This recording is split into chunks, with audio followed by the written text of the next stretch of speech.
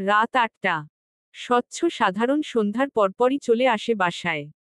বাকি সময়টা অফিস কার বাবাই সামলায়। অথচ আজ ফিরেনি দেখে সুহা এই নিয়ে 3বার স্বচ্ছকে কল দিয়েছে। কল তোলা হয়নি। বোধ হয় অফিসের কাজকর্মে ব্যস্ত আছে। মনকে এই বলে মানালেও পরমুহূর্তেই রাগে ফুঁসে ওঠে সে। স্বচ্ছ এতই ব্যস্ত যে তার কল তুলল না? এতই ব্যস্ত? সুহা মুখচোখ লাল করে ফোন বন্ধ করে ছুঁড়ে ফেলল একপাশে। তারপর চিত হয়ে শুয়ে পড়ল বিছানায়। হাত গেল পেটের উপর। ঠিক তখনই পেটের ভেতরে চুপটি করে থাকা ক্ষুধে বাচ্চাটা নিজের নড়চড় দ্বারা বুঝাল নিজের উপস্থিতি। সুহার পেটে চিনচিনে ব্যথা অনুভব হয়। তবুও হেসে পেটে হাত দিয়ে তা অনুভবের চেষ্টা চালায়। বিড়বিড় করে বলে, এই মেয়ে, তোর বাপ এসে যখন আম্মুজান আম্মুজান করবে তখন একদমই সাড়া দিতে পারবি না। মনে থাকবে? কথাটা বলা মাত্রই তার একমাত্র মেয়ে যে কিনা এখনো জন্মই নেই সে মায়ের বিরোধিতা করেই নাকি অন্য অর্থে কি জানি তবে নড়চড় বন্ধ করে দিল। সুহা ভ্রু কুচকাল। বলল, অমনি নড়াচড়া বন্ধ হয়ে গেল? বাপের সামনে বলেছি, এখন না তো। এবারও শান্ত। সুহা ভেবেচিন্তা বলে, আচ্ছা তুই কার মতো হবি? ওই আধপাগল লোকটার মতো হবি? নাকি আমার মতো? এই যে এত কষ্ট করে তোকে সামলাচ্ছি এখন, তখন বাপের পক্ষে চলে যাবি না তো পড়ে? স্বচ্ছ দরজায় দাঁড়িয়ে হাসছিল সুহার কথা শুনে। ফোনটা ধরেরই মূলত এই কারণেই যে সে বাসায় চলে এসেছে, তখন সিঁড়ি বেয়ে উপরে উঠছিল সে। এটুকু অভিযোগে সে তার মেয়েকে তার সামনে রেসপন্স করতে নিষেধ করে দিচ্ছে? সাংঘাতিক। স্বচ্ছ হাসে। বুকে হাত গুজে বলে, বাপের পক্ষে গেলে কি তোমার খুব মন খারাপ হবে সুহাসিনী? সুহা ঘাড় ফিরিয়ে চাইল। স্বচ্ছকে দেখে উঠে বসে বলল, মন খারাপ হবে কেন? তবে আমার বিশ্বাস আমার মেয়ে আমার ভক্তই হবে। স্বচ্ছ মানল না। বরং রুমে এসে শার্ট টাই খুলতে খুলতে হেসে বলল, মেয়েরা অধিকাংশ সময় বাবা ভক্ত হয় সুহাসিনী। সুহা না করে বলল, আমার মেয়ে মা ভক্ত হবে। স্বচ্ছ এবার এগিয়ে আসে। হেসে ফের বলে, আমার মনে হয় সে আপনার মতোই কিউট হবে এবং বাপের ভক্ত হবে সুহাসিনী। কথাটা বলেই ফ্লোরে হাঁটু গেড়ে বসে সে। অতঃপর খাটের কিনারায় বসে থাকা সুহার জামাটা প্রতিদিনের মতো উপর করে নিঃশব্দে চুমু বসায় পেটের চামড়ায়। ঠিক তখনই আবারও নড়চড়ের জানান পেল ছোট্ট বাচ্চাটার। সুহার পেটের চামড়ায় বুঝা গেলে আবছা ছাপ। স্বচ্ছ তা দেখে পুনরায় হাসে। আবারও ঠোঁট এগিয়ে চুমু বসিয়ে আদুরে স্বরে বলে, কি, তাই না আম্মুজান? বাবার ভক্ত হবে তো তাই না? সুহা খুবই বিরক্ত এমন ভাব করে বলল, এক্ষুনি, এই মাত্রই আমি ওকে বললাম যাতে বাবা আসলে সাড়া না দেয়।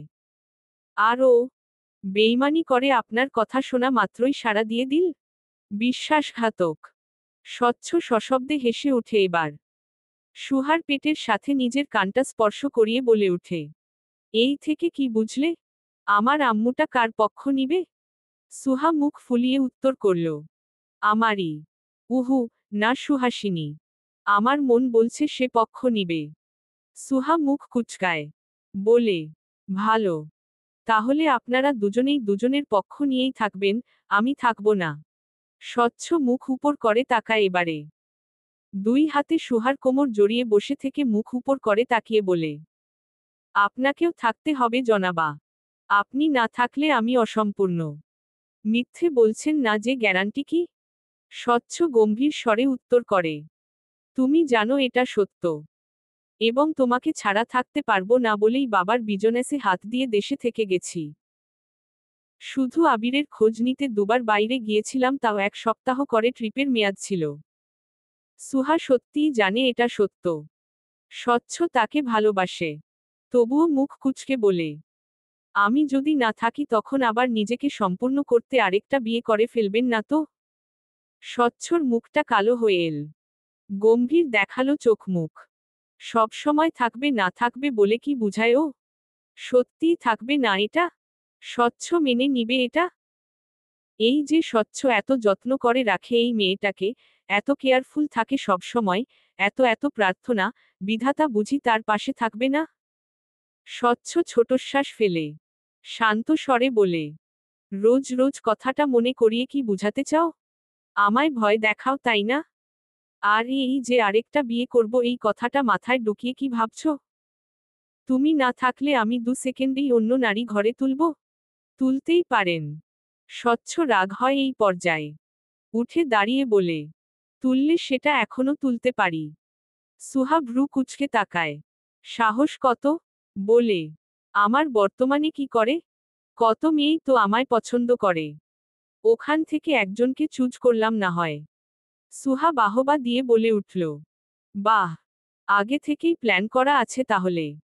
বউ খুঁজতে আর সমস্যা হবে না বলুন? যাই হোক, শুনে খুশি হলাম। এই বাহবাটা যে আসলে সুহা কোন পর্যায়ে গিয়ে বলেছে তা বুঝে উঠেই স্বচ্ছ হতাশ হল। নিজের রাগকে শীতল করে ডাকে, সুহাসিনী। বলুন জনাব। স্বচ্ছ হাসে। ঝুঁকে গিয়ে সুহার কপালে চুমু বসিয়ে বলে উঠে, জনাব কেবল তার জনাবাকেই ভালোবাসেন। বিশ্বাস করুন, সে না থাকলে জনাব অচল। সে না থাকলে জনাব নিজেও বেঁচে থাকবে কিনা সন্দেহ। এবং আমি জানি, জনাবাক আর জনাবকে ছেড়ে কোথাও যাবে না। ছুটি যখন কথা বলছিল হুট করেই খেয়াল করল ফিহার ফোনে কল রানিং আছে। 5 মিনিট 21 সেকেন্ড। এবং এখনো রানিং। ফিহা কি খেয়াল করেনি নাকি? ছুটি ভ্রু কুঁচকে বলে, তোমার ফোনে কল রানিং আছে ফিহা। ভুলে রিসিভ করে ফেলেছ নাকি? আকস্মিক ধরা পড়ে যাওয়ায় ফিহা তোতলায়। নাটক করে বলে, হ্যাঁ, হু হু, ভুলে রিসিভ করে ফেলেছি বোধ হয়। Unknown number. তুমি কি একটু কথা বলে দেখবে আপু? কে তা তো চিনি না। ছুটি বিস্ময় নিয়ে বলে, আমি? আমি কেন? ফিহা চালাকি করে বলল, আমি একটু ওয়াশরুমে যাব। ততক্ষণ একটু দেখো তো কে এই লোয়াক। কথাটা বলেই ফোনটা ছুটির হাতে দিয়ে চলে গেল ফিহা। ছুটি বিস্ময় থ হয়ে মোবাইলের স্ক্রিনের দিকে চেয়ে ডাকে, ফিহা। ফিহার উত্তর, আসছি আসছি, তুমি ততক্ষণ একটু ফোনটা রাখো আপু। ছুটি সেভাবেই ফোনটা হাতে নিয়ে দাঁড়িয়ে থাকে। তারপর অনেকটা ক্ষণ কেটে গেল নীরবতায়। কলের ওপাশের মানুষটাও নীরব, এদিকে ছুটিও হতবিহ্বল নজরে তাকিয়ে আছে ফোনের স্ক্রিনের দিকে। তারপর অনেকটা ক্ষণ নীরবতা ভেঙ্গে সর্বপ্রথম ওপাশ থেকেই গলা ঝাড়ল কোন পুরুষ। ছুটি কান খাড়া করে শুনল। কেন জানি না তার কাছে পরিচিত লাগে। ওপাশের মানুষটা যেন তার পরিচিত কোন মানুষই। এটা ভেবে বুক ধড়ফড় করে তার। হৃদস্পন্দন বাড়ে। সে আবারও কান খাড়া করে থাকতেই শুনতে পায় নিঃশ্বাসের আওয়াজ। ছুটি তীব্র বেগে চলতে থাকা হৃদস্পন্দন নিয়েই এবার কাপা স্বরে শুধাল, আবির ভাই? ওপাশ থেকে উত্তর আসে না আর। অন্য কেউ হলে নিশ্চয় উত্তর দিত এতক্ষণে। ছুটি যেন নিশ্চিত হয় এটা আবিরই। বলে উঠে, আবির ভাই, কথা বলেন না কেন আমার সাথে? প্রথম কয়েক মাস তো ঠিক ছিল। ওখানে ফিরে গিয়েও আপনি রোজ খোঁজ নিতেন। এরপর? এরপর আমার দোষটা কি ছিল আবির ভাই? কেন আমার প্রতি আপনার করুণ ব্যবহার? ওপাশ থেকে মুহূর্তেই কেউ কল রেখে দিল। ছুটি কথাগুলো বলতে বলতেই চোখ টলমল করছি। এবারে কেঁদেই ফেলে। ফিহা ছুটে এসে ছুটিকে এই অবস্থায় দেখে বলে উঠে, আপু, কি হয়েছে আপু? তুমি কান্না করছো কেন? ছুটি অভিযোগ করে বলল, তোমরা সবাই খারাপ ফিহা, সবাই। এটা আবির ভাই ছিল। তুমি নিশ্চয় জানতে তাই না? তবুও বললে আননোন নাম্বার। ফিহা শান্তস্বরে জানায়, তুমি কথা বলেছ ভাইয়ার সাথে? সে বলেনি ফিহা। ফিহা ফের বলল, বলেনি? তাহলে কি করে চিনলে? ওটা আবির ভাইই ছিল। ফিহা ছোটশ্বাস টানে। ছুটিকে আগলে নিতে নিতে বলে, হয়তো খুব শীঘ্রই কথা বলবে আপু, কথা বলেনি বলে কষ্ট পেও না। রোহানের মা রাহার জন্য কিছু খাবার পাঠিয়েছে। মূলত সে খাবার দিতেই রোহান রাহার ভার্সিটিতে এসেছিল। এসে যখন দেখল রাহা অনেকগুলো ছেলের সাথে এক ক্লাসে বসে রিহার্সাল করছে তখনই মেজাজ খারাপ হলো যেন। তার বউ যে মেয়েটা, সে মেয়েটাকে কেন অনেকগুলো ছেলের সাথে মিশতে হবে? রোহান খুব বুঝে শুনেই এই মেয়েটাকে বিয়ে করেছিল। প্রথমত সুহার সাথে অনেকাংশে মিল আছে এই মেয়েটার। চেহারা, চোখ, গান গাওয়া, মারপিট, চঞ্চলতা আর অনেক মিল। এদিকে থেকে এই মেয়েটার প্রতি তার কোন এক সময়ে হলেও অনুভূতি জন্মানোর সম্ভাবনা প্রবল। দ্বিতীয় কারণ সুহার সামনে সুন্দর একটা সংসার প্রেজেন্টে করে দেখানো। এটা জেদ নয়। সুহার প্রতি তার অনুভূতি এই কয়েক মাসে অনেকটাই স্থির হয়ে এসেছে। মানিয়ে নিয়েছে। তবে আজকাল লজ্জা হয় নিজের করা পাগলামোগুলো ভাবলে। সুহার সামনে নিজের এই ব্যক্তিত্বহীনতা মানতে না পেরেই রাহাকে বিয়ে করেছে সে। অথচ এখন মনে হচ্ছে সে রাহা সম্পর্কে খোঁজ কম নিয়েছে। অনেকটা সময় যাবৎ এসব ভেবে চিনতে যখন রাহার সাথে সাক্ষাৎ হলে তখনই খাবারগুলো এগিয়ে দিয়ে বলল, এতগুলো ছেলেপেলে নিয়ে কিসের গান গাইছিলে? সুন্দর হচ্ছিল ওসব হাবিজাবি গান। শুনতাই তো বিচ্ছিরি লাগছিল আমার। রাহা ভ্রু বাঁকায়। বলে, তো আমি কি বলেছিলাম আপনাকে শুনতে? এই মেয়ের কথাগুলোই কেমন জানি। রোহানের রাগ লাগে। দাঁতে দাঁত চেপে বলে, আম্মু খাবার পাঠিয়েছে, দিতে তো হতোই। দিতে এসে দেখি এই বিশ্রী দশা। রোহান যেভাবে বিশ্রী দশা বলছে যেন কি খারাপ কাজ করে ফেলেছে সে। রাহা ভ্রু কুঁচকে বলে, বিশ্রী দশার কি দেখেছেন? আমি কি কোন ছেলের কোলে উঠে বসেছিলাম? রোহান খুবই বিরক্ত এমন ভঙ্গিতে বলে, তার চেয়েও জঘন্য। কি জঘন্য? যে সম্পর্কে আমার স্ত্রী তার এতগুলো ছেলেফ্রেন্ড থাকাটা। আমি এটা পছন্দ করি না নবনী। কাটকাট স্বরে কথাগুলো শুনে রাহা দীর্ঘশ্বাস টানে। এমনভাবে বলছে যেন সত্যিকারের স্বামী স্ত্রী সম্পর্ক তাদের। বলে, পছন্দ না করলেও তো কিছু করার নেই, আমাদের মাঝে আগেই চুক্তি হয়েছে যার যার লাইফে যা ইচ্ছে তাই ঘটে যাক, আমরা নাক গলাব না। রোহান কঠিন স্বরে জানালো, নাক না গলালেও এটাই মাথায় রাখতে হবে যে ছেলেদের সাথে অতিরিক্ত মেলামেশা করাটা আমার পছন্দের নয়। করবে না। আগেই বলেছেন কেউ কারোর জীবনে অধিকার দেখাতে পারবে না। রোহান তা অস্বীকার করে মুহূর্তেই বলল, অধিকার দেখানোর অধিকারও আমার আছে নবনী। রাহা কোমরে হাত রাখে। জেদ নিয়ে বলে, তাহলে আমারও অধিকার আছে। তাই না? হয়তো। কিন্তু আমি অধিকার দেখাবো না। কারণ আমি জানি আপনি কি কি শর্ত দিয়েছিলেন। রোহান বুকে হাত গুজে বলে উঠে, এটা নতুন শর্ত, ছেলেদের সাথে মেশা যাবে না। রাহার আগে নাক ফুলিয়ে বলে উঠে, ছেলেদের সাথে মিশলেই কি আমি খারাপ কিছু করে ফেলছি নাকি? আজব কথা। রোহান বিরক্ত গলায় বলল, আজব হলেও মাথায় রাখবে। কথাটা বলেই গটগট পায়ে চলে গেল সে। রাহা বিস্ময় নিয়ে চেয়ে থাকে। কি আশ্চর্য! বিয়ের রাতে অমন রূপ দেখিয়ে এখন আবার অধিকার দেখাতে আসছে। আশ্চর্য! সাদের হাতে সিয়ার মোটা ফিজিক্স বইটাই। সামনেই পরীক্ষার মেয়েটার। অথচ মেয়েটার মাঝে সিরিয়াসনেসের এইটুকু ছিটেফোঁটারও দেখা নেই। সাদ খুবই বিরক্ত যেন এই নিয়ে। এই যে এখন যে ম্যাথটা করতে দিল তা পুরোপুরি না সম্পূর্ণ করেই সিয়া উচ্ছ্বাস নিয়ে তাকায়। হুট করেই রলে, আপনার সিগারেটের কি অবস্থা সাদ ভাই? সাদ বিরক্ত নিয়ে তাকায়। পরমুহূর্তেই জিজ্ঞেস করে, কিসের কি অবস্থা? সিও উত্তরটা দিবে কি দিবে না বুঝে ওঠে না। পরে আবার কথা ঘুরিয়ে বোকা বোকা স্বরে বলে, এই যে রোজ এত কষ্ট করে আমায় পড়াতে আসেন, কষ্ট হয় না আপনার? সাদ দীর্ঘশ্বাস টানে এইবার বলে, দুনিয়ার চরম মূল্যবান জিনিস কি জানো ইনসিয়া? টাকা। টাকার জন্য মানুষ সব করতে পারে। আমি না হয় একটু কষ্টই করলাম। সিয়া মুহূর্তেই আবার বলে, আপনি কি জানেন আপনার মুখটায় হাজার মায়া লেখা আছে সাদ ভাই? আপনার মুখটায় তাকালেই মনে হয় আপনার হাজারটা কষ্ট। সাদ হাসে সিয়ার কথা শুনে। কোন কোন সময় মেয়েটা এমনভাবে কথা বলে যেন মেয়েটা একটা বাচ্চা এখনো। সাদ হেসে বলে, একটু আধটু কষ্ট তো সবার জীবনেই থাকে। মানিয়ে নিতে হয়। সিয়া কাজ শেষ করে হেসে খাতা এগিয়ে দিল। পরমুহূর্তেই আবার কি বুঝে বলে উঠল, আপনার কাছে সিগারেট এত মজাদার বস্তু কি করে মনে হলো সাদ ভাই? আমি টেস্ট করে দেখেছি। আসলে একটুও টেস্ট নেই। উল্টো কাশতে কাশতে আমার দমবন্ধ হয়ে গেছিল। সাদ ভ্রু কুঁচকে তাকায়। বিস্ময়ের শীর্ষে পৌঁছে বলে, কি টেস্ট করেছিলে? সিয়া বেশ উচ্ছ্বাস নিয়েই উত্তর করল, সিগারেট। সাদ বিষাম করে না যেন। বলে, মজা করছো? সিয়া প্রমাণ দেখাতে ড্রয়ার থেকে সিগারেটের অংশটুকু দেখিয়ে বলে উঠল, না, সত্যিই।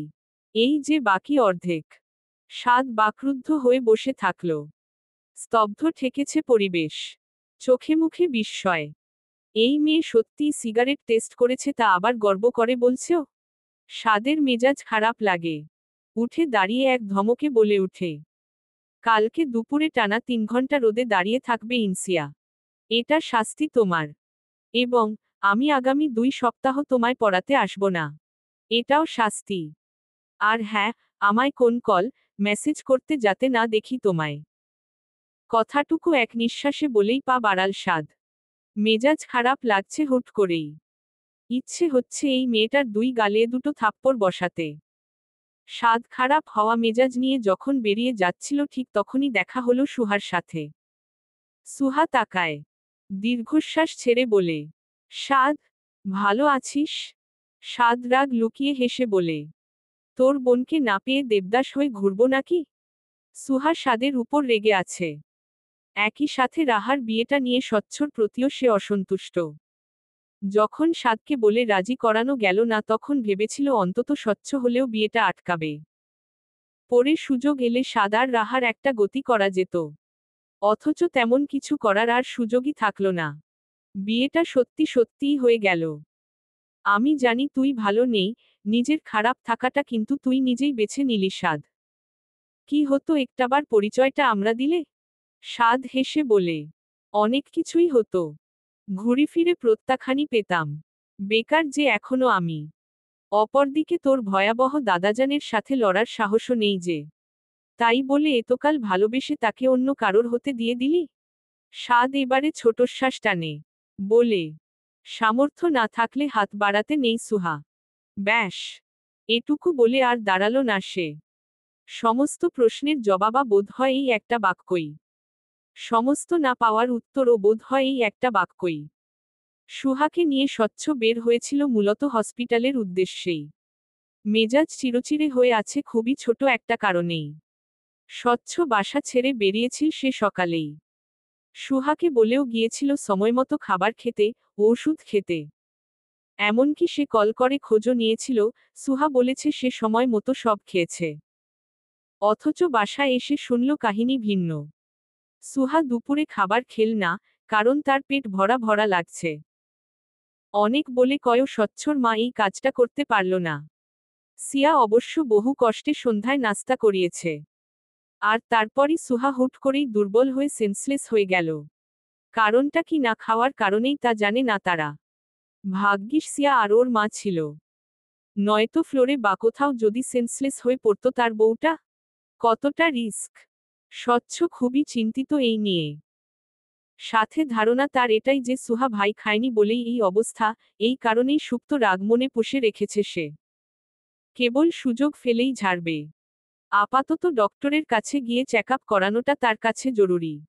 অথচ সুহ তেমন ভাবান্তর নেই।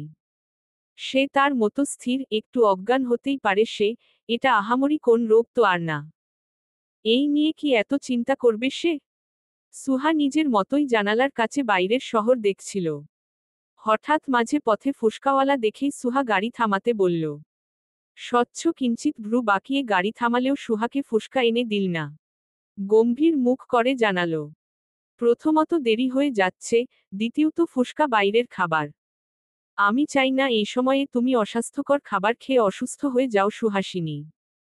সুহা মানল না। বরং ছোট বাচ্চার মতো জেদ ধরে বলে উঠল, অসুস্থ আমি হব। আপনার কি? স্বচ্ছ ভ্রু উঁচু করে তাকায় এবারে।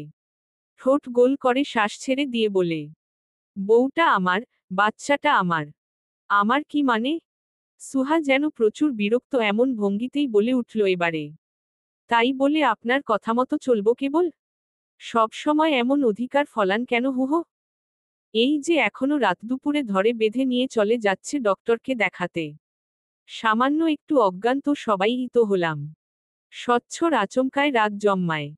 নাক লাল হয়ে উঠে ফুলে গিয়ে দাঁতে দাঁত চিবিয়ে শুধায়, অধিকার না ফলাতে বলছো? সুহাও বিপরীতে উত্তর করল, বলছি। এমন শাসন বারণ আমার দমবন্ধ লাগে। ব্যাস।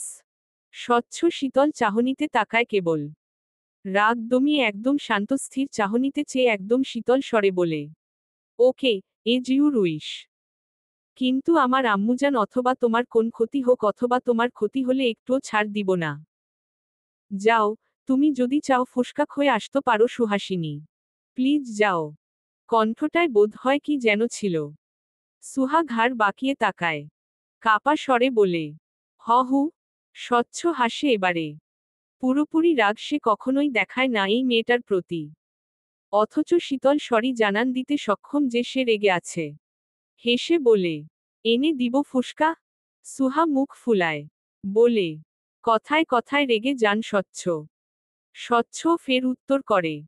রাগ করিনি। ওয়েট এনে দিচ্ছি। চুপচাপ বসে খাবে কেবল। প্লেট শেষ হলে প্লেট পাবে। চিন্তা করো না। কথাটুকু বলেই স্বচ্ছ গাড়ি ছেড়ে বের হলো। এগিয়ে গেল ফুসকাওয়ালার দিকে। রাতে বেলা তবুও কম বেশি ভিড় জমে বোধ হয়। স্বচ্ছ কিছুটা সময় দাঁড়িয়ে থেকেই ফুসকা নিয়ে এল প্লেট ভর্তি। সুহাকে এগিয়ে দিয়ে মৃদু হেসে বলে। নাও, শেষ করো। সুহা তাকায়। স্বচ্ছর দিকে অনেকটা সময় তাকিয়ে থেকে গলায় জোর দিয়ে বলল। খাবো না স্বচ্ছ আমি। কেন? সুহা তখন পেটে হাত রাখো মিনিমনে স্বরে বলে। ক্ষতি হবে তোর। স্বচ্ছ হাসে এবারে সহজ স্বীকারোক্তিতে। বলে। তো আমিও নিশ্চয় এটাই ভেবেই বলেছিলাম তাই না? হ্যাঁ বলেছিলেন। বুঝলাম এখন। ভার্সিটি জীবন সমাপ্তির পরপরই সুহা, ছুটি, স্বাদ সবারই এই কয়েক মাস দেখা হয়ে ওঠেনি। সুহার প্রেগন্যান্সি নিয়ে নানা রকমের জটিলতা, ছুটির নিজের জীবনে হুট করেই সুখ পেয়ে আবারও বিষাদে ডুবে থাকা অপর দিকে পরিবারের বড় ছেলে হিসেবে বেকার স্বাদের অবসন্ন জীবন। এই কয়েক মাস যে যার মতো ডুবে গিয়েছে নিজ নিজ জীবনে। এসব ভেবেই ছুটি দীর্ঘশ্বাস ফেলে। আর দিন 15 হয়তো বা। অতএব ছুটি ও স্কলারশিপ নিয়ে চলে যাবে অন্যত্র। আবির ভাই যেমন নিরুদ্দেশ হয়ে তার একটু খোঁজ অবধি নিল না, তেমনি সেও নিরুদ্দেশ হয়ে নিজের খোঁজটুকু লেশমাত্রও রাখবে না আর। যাতে আবির ভাই শত খুঁজেও আর না পায় তাকে। এসব ভেবেই কাগজ আর কলম নিয়ে লিখতে বসল। জানালার ধারে একাকার ভেবেচিন্তে লিখল গুটি কয়েক শব্দ। আবির ভাই, আপনি খুশি? আমি বোধহয় ঢেউহারা নদীর মতো স্থির কোন বস্তুতে পরিণত হচ্ছি তিলে তিলে। অনুভূতিরা আজকাল ঝিমিয়ে মরছে। অথচ একটা সময় কি তীব্র অনুভূতিতে আমি আসক্ত ছিলাম আপনার প্রতি। আজকাল কি মনে হয় জানেন? মনে হয়, আপনি মানেই দুঃখ আবির ভাই। আপনি মানেই এক সমুদ্র বিষাদ। আমায় এতটুকু বিষাদে ডুবালে তবেই বুঝি আপনার শান্তি? আচ্ছা, আপনি আমায় কোনকালে ভালোবেসেছিলেন তো আবির ভাই? নাকি যেটুকু ভালোবাসা আমি পেয়েছিলাম বলে ধরে নিয়েছিলাম ওটুকুও আপনার খামখেয়ালিপনা ছিল আবির ভাই? সাদাফ এবং নিধি সদ্য বিবাহিত দম্পতি। অথচ দুইজনেই বন্ধুর সামনে চিন্তিত মুখ নিয়ে বসে আছে। সাদাফ অনেকটা সময় চুপ থেকেই হুট করে বলে ওঠে। তোর অন্তত একটাবার ছুটির সাথে কথা বলা উচিত এখন শালা। এমনিতেই মেয়েটা হয়তো ভুল বুঝে বসে আছে এতদিন যাবৎ। আবিরের মুখখানা গম্ভীর। কিছু একটা ভাবছিল বোধ হয়। হুট করি সাদাফের কথা শুনে দীর্ঘশ্বাস ফেলে। বলে উঠে ক্লান্ত স্বরে। কথা বলার সাহস পাচ্ছি না। অপরাধী মনে হচ্ছে নিজেকে। শুধু ওকে কষ্ট দিয়েই এসেছি আমি। কত কত দিন পাগলের মতো কান্না করেছে হয়তো বোকাটা। নিধি মুহূর্তেই উত্তর করে। তোর দোষ নেই আবির। পরিস্থিতি তেমন ছিল। ওকে বুঝালে ও অবশ্যই বুঝবে। আবির মৃদু হাসে।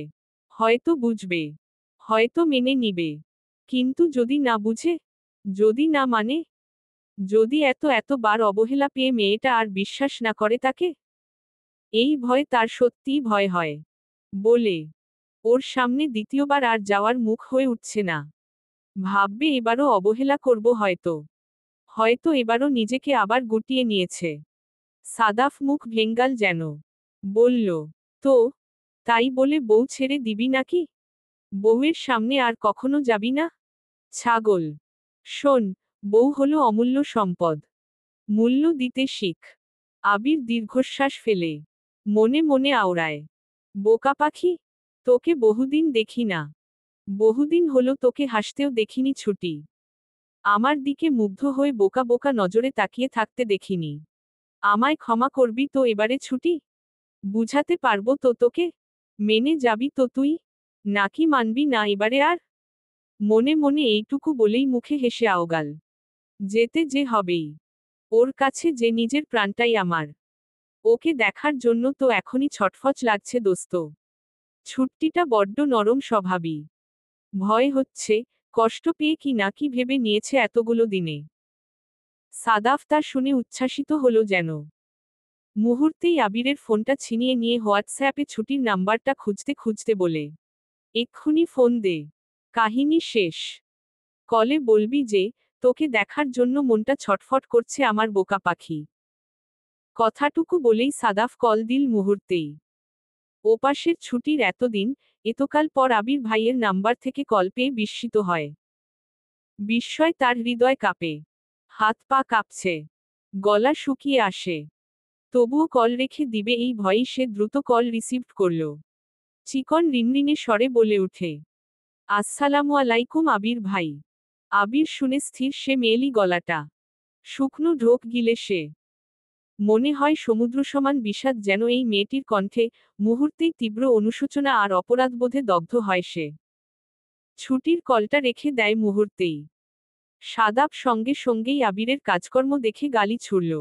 বলল, এমন ভাবে কল রাখলি যেন তুই নতুন বউ। লজ্জা পেয়ে যেন কল রেখে দিয়েছিস। কথাটা বলেই রাগ দেখালো সাদাফ। ফের কল লাগিয়ে বলল, এবার কথা না বললে কিন্তু তোর মাইর একটাও নিচে পড়বে না আবির। এক্ষুনি কলে কথা বলবি তোর ওই ছুটির সাথে। কথাটা শাসিয়ে বলেই ফোনটা এগিয়ে দিল আবিরের হাতে। আবির ক্ষুদ্রশ্বাস টানে। ওপাশ থেকে এবারও কল রিসিভড হয়। হিসেব অনুযায়ী এখন বাংলাদেশে মধ্যরাত। আবির গলা ঝাড়ে। নিজের অসহায়তা লুকিয়ে গলা শক্ত করে শাসনের সুরে আগের মতো করেই বলে, তুই এত রাতে না ঘুমিয়ে অনলাইনে কি করছিস ছুটি? ছুটি বিস্ময় নিয়ে তাকায়। চেক করে দেখে এটা আবির ভাই কিনা। পরমুহূর্তেই বলে, হু। আবির ফের একটু রাগ দেখায়। বলে, এতদিন শাসন পাসনি বলে কি বকে গিয়েছিস বেয়াদব? ছুটি হাসে তাচ্ছিল্য নিয়ে। এতদিন শাসন পায়নি কেন? তার উত্তরও তো আবির ভাইই জানে। বলে, আবির ভাই, তা এতদিন পর? আবির রেগে দাঁতে দাঁত চেপে বলে, ভাই হই তোর? নাকি অন্য কিছু? ছুচি আবারও শুধাল, যেই হন, আমায় এতগুলো দিন পর স্মরণ করার কারণ কি আবির ভাই? কোন প্রয়োজনে? প্রয়োজন ছাড়া শুধু শুধু কল দিব কেন? অবশ্যই প্রয়োজন আছে আমার। তাই বলুন, আমিও তো ভাবছি কি কারণে এই হঠাৎ খোঁজ নেওয়া। তা বলুন, প্রয়োজনটা কি আবির ভাই? আবির চোখ বুঝে এই পর্যায়ে। ক্লান্তিঘেরা কণ্ঠ নিয়ে শুধায়, যদি হোস তুই? ছুটি হাসে। বলে, এটা এখন আর বিশ্বাস করার মতো নয় আবির ভাই। কেন? ছুটি কিক্ষণ চুপ থাকে। অতঃপর বলে, কারণ এখন আর মনেই হয় না আপনি আমায় ভালোবাসেন বা বাসতে পারেন। এখন আর কিশোরী বয়সের মতো অপেক্ষায়ও থাকি না যে আপনি আমায় ভালোবাসবেন কোন একদিন, ভালোবাসতে পারেন একটা দিন। আবির যেন নিশ্চিত ছিল এমনটাই হবে। যেন জানতি মেয়েটা তার প্রতি অনুভূতি হারিয়ে ফেলবে এত অবহেলা পেয়েও। দীর্ঘশ্বাস ফেলে জানালো, পৃথিবীতে একটা জিনিসের পুনরাবৃত্তি ঘটাটা বিরক্তিকর। আমার নিজের কাছেও বিরক্তিকর লাগে। সেদিকে থেকে এটা বোধ হয় অস্বাভাবিক কিছু নয়। আমি জানতাম এমনটাই হবে বোধ হয়। কিন্তু দুঃখজনক বিষয় হলো পুনরাবৃত্তিটা আমি নিজে ঘটাতে চাইনি ছুটি। তাহলে? মন উঠে গিয়েছিল তাই খোঁজ নেননি? নাকি অন্য কারোর প্রতি নিজের অনিচ্ছাতেই মন দিয়ে ফেলেছেন? আবিরের কণ্ঠ থমথমে হয়ে আছে। জানালো, এমন ধারণা কেন জম্মাল তোর? ছুটি জানালো, এর বাইরে অন্য কোন কথা তো মাথাতে আসেইনি এতকাল আবির ভাই। আপনিই বলুন, তাছাড়া আর কি কারণ হতে পারে যে আপনি সবার সাথে যোগাযোগ রাখলেও আমার সাথে যোগাযোগ রাখলেন না? তাছাড়া ওখানে সুন্দরী সুন্দরী বিদেশিনীও আছে। মন একটু অবাধ্য হতেই পারে। আমার মনকে অবাধ্য করা হয়েছিল বহু বছর আগেই। তাও একটা মেয়েই করেছিল অবাধ্য। বাদ দে, আমায় কিছুদিন সময় দিতে পারবি ছুটি? আমি তোকে সরাসরি সবটা বলতে চাই। অপেক্ষায় থাকলাম, শুনবো না হয় আপনার উপেক্ষার গল্প। তবে আপনার আমার আসলেই সাক্ষাৎ হবে কিনা জানা নেই। আবির বড্ড ক্লান্ত এমন স্বরে এবার বলে উঠল, তোকে আমি উপেক্ষা করিনি ছুটি। বুঝলাম। রাহা তখন বেকনিতে বসে গান শুনছিল। ফোনে বিয়ের ঠিক আগের দিনের একটা মেসেজ জলজল করছে। ভালো থেকো ফুল। অন্যের হয়ে, অন্যের অধীনে সুখী হও। জেনে রেখো, তার চেয়েও একজন তোমায় অনেক বেশি ভালোবেসে এসেছিল। দুর্ভাগ্যে, কপালে ছিলে না তুমি। রাহা মেসেজটা পড়তে পড়তেই ওখানে এসে দাঁড়ালো রোহানও। রাহা হাসে। হেসে বলে, আপনি জানেন, বিয়ের আগে আমার এক অদৃশ্য প্রেমিক ছিল, যাকে আমি কখনো দেখিনি। অনুভব করেছি বহুভাবে। কথার বলেই পরমুহূর্তেই আবার বলে উঠে, এখন বলবেন না প্রেমিক থাকাটাও অন্যায় হয়েছে। রোহান ভ্রু বাঁকিয়ে থাকায়, কেন জানি না এই সংবাদটা তার সত্যিই পছন্দ হয়নি। ভ্রু বাঁকিয়ে জিজ্ঞেস করল, তোমার সে প্রেমিক মহোদয় কে ছিলেন? বিয়ে করনি কেন তাকে? রাহা এড়িয়ে গিয়ে বলল, সে এক লম্বা ইতিহাস, কোন একদিন বলবো আপনাকে। রোহান রাহার মুখচাহনি খেয়াল করে তাকিয়ে থাকে। বলে, কষ্ট হচ্ছে নাকি প্রেমিকের কথা মনে করে? রাহা মুহূর্তেই উত্তে করে, আমি তাকে ভালোবাসিনি কখনো মিস্টার রোহান। তবে কোথাও একটা অনুভূতি তো ছিল, আগ্রহও ছিল তাকে দেখার। অথচ সে আমায় দেখা দেয়নি। রোহান দাঁতে দাঁত চিবিয়ে উত্তর করল এবারে। কথা শুনে বোঝা যাচ্ছে ভালোবাসো তাকে। আমার মাথা ঘামিয়ে কি লাভ? রাহা মেনে নিল না। বরং বলল, ভালোবাসলে আমি এত চিলভাবে আপনাকে বিয়ে করে নিতাম না।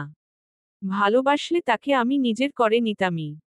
অবশ্য এবং অবশ্যই। কিন্তু কাপুরুষের মতো লুকিয়ে থাকাটা আমার পছন্দ হয়নি। রোহানের মুখ চোখ শক্ত দেখালো। গম্ভীর স্বরে আওয়াজ তুলে উত্তর করল, গুড। কথাটা বলেই আর এক পাও দাঁড়ালো না সে, দ্রুত ওয়াশরুমে গেল। চোখে মুখে পানি দিয়ে দাঁতে দাঁত চেপে বিড়বিড় করে বলল, স্টুপিড। আমি আস্ত এক স্টুপিড। এই মেয়েটাকে মূলত বিয়ে করেছিলাম সুহার সাথে, এই মেয়েটার অনেক মিল বলে। সুহার গান গাওয়া, মারপিট করার অভ্যেস, চঞ্চলতা, চেহারা, চোখ সবই প্রায় একই। আমি ভেবেছিলাম এই মেয়েটাকে স্ত্রী হিসেবে গ্রহণ না করতে পারলেও এই মেয়েটা আমায় ভালোবাসবে। নামমাত্র হলেও একটা বোঝাপড়া আমাদের থাকবে। অথচ হলো কি? সে অলরেডি অন্য কাউকে ভালোবেসে বসে আছে। স্টুপিড না হলে কেউ কি করে খোঁজখবর না নিয়ে প্রথমবার প্রেমে পড়ে ধোঁকা খাওয়ার পরও পরেরবার খোঁজখবর না নিয়ে বিয়ে করে নেয়? সুহারা যখন ফিরছিল ঠিক তখনই একটা গাড়ি ওদের গাড়ির ঠিক কিনার ঘেঁষেই গেল, যেন যেন আরেকটু হলেই অ্যাক্সিডেন্ট হতো। ভাগ্যিস স্বচ্ছ গাড়িটাকে ডান পাশে সাইড করলো, কিছুটা না হলে এক্ষুনিই বিপদ হতো। সুহা আতঙ্ক নিয়ে তাকায়। বলে, গাড়িটা ওভাবে কাজ ঘেঁষে গেল কেন? মনে হলো আর একটু হলেই অ্যাক্সিডেন্ট হতো। গাড়িটা বোধহয় আমাদের খেয়াল করে উঠেনি, তাই না? স্বচ্ছ রাগে নাক লাল করে। দাঁতে দাঁত চিবিয়ে চোয়াল শক্ত করে বলে, খেয়াল করেছে। খুব ভালোভাবেই খেয়াল করেছে। সুহা বোকার মতো বলল, আপনি কি করে জানলেন? খেয়াল নাও তো করতে পারে, তাই না? স্বচ্ছ দ্বিগুণ রাগ নিয়ে জানালো, আমি জানি সে খেয়াল করেছে সুহাসিনী। খেয়াল করলে এমন করলো কেন? ওই লোকের সাথে তো আমাদের শত্রুতা নেই যে আমাদের মেরে ফেলতে চাইবে। স্বচ্ছ হেয়ালি করে বলল, হয়তো আছে। হু। সুহাকে আতঙ্কিত দেখালো এবারে। স্বচ্ছ তা দেখেই কাহিনী ঘুরাতে বলে উঠল, কিছু নয় সুহাসিনী। সিয়া যখন কলেজ যেতে রিকশায় উঠল ঠিক তখনই রাস্তার ওপাশে দেখা মিলল সাদের। তড়িঘড়ি করেই রিকশা থেকে নেমে পড়ল মেয়েটা। সাদের দিকে পা বাড়াল দ্রুতভাবে। অতঃপর ওর সামনে গিয়েই বলে উঠল, সাদ ভাইয়া, আপনি কি আর পড়াবেন না আমায়? টানা টানা আজ 3 দিন। সাদ তাকালো। যদিও মেয়েটার প্রতি এই মুহূর্তে তার রাগ করতে ইচ্ছে হচ্ছে না, তবুও রাগ নিয়ে বলল, রোদে দাঁড়িয়েছিলে পরদিন? সিয়া মুহূর্তেই মাথা নাড়িয়ে জবাব দিল, অবশ্যই। বিশ্বাস না হলে পরিবারের সবাইকে জিজ্ঞেস করুন যে আমি সত্যিই রোদে দাঁড়িয়েছিলাম কিনা। সাদ ফের বলে, সিগারেট মুখে নেবে কখনো আর? সিয়া বোকাস্বরে জবাব দেয়, আপনার থেকে দেখেই তো করলাম এমনটা। ভুল করেছ। এবং এর শাস্তি ভোগ করো। চলবে।